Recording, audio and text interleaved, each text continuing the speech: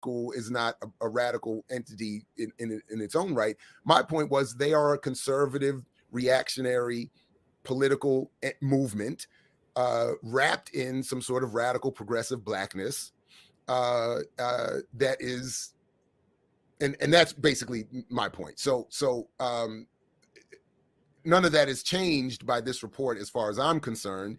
It just shows again that when you have mainstream liberal institutions trying to assess whatever is happening in the world, their criticism is, are you blocking Black voters from supporting the Democratic Party? Are you stopping Black voters from thinking coronavirus is real and a major problem? And that's the extent of their concern. They're not concerned about what I'm concerned about or what I think we collectively are concerned about, which is why, and I'll stop here, why I think what BPM does is so important, because our perspectives collectively are not represented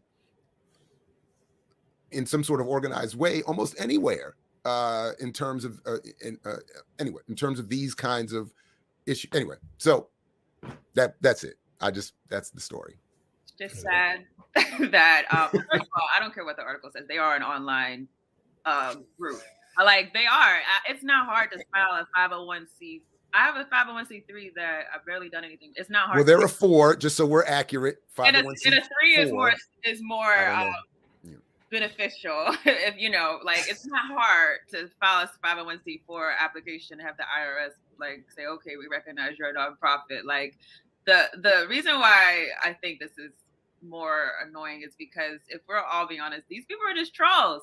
And the fact that they're actually citing FBA and ADOS tells me that this is the intentional effort to divert conversations away from things that are more substantive. Because if you actually go down and listen to these people, I know they have a website where they talk about, oh, we're for this or we're for that. If you actually like listen to what they're actually saying, most of what they're saying is driven about the media, is driven about trying to get people to react instead of trying to get people to actually do things that were substantive. So you'll hear people say things about Africans starring as African Americans. What does that have to do with policy?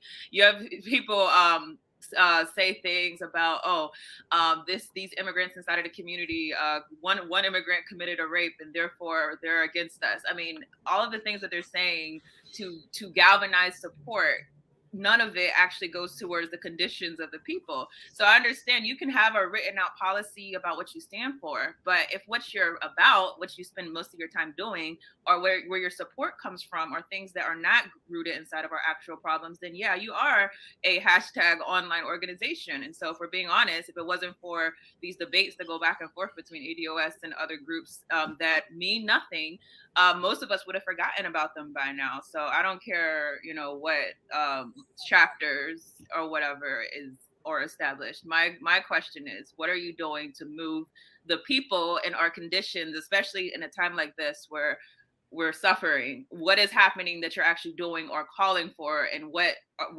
energy are you devoting to that purpose? Because the most energy I see is devoted to things that are inconsequential.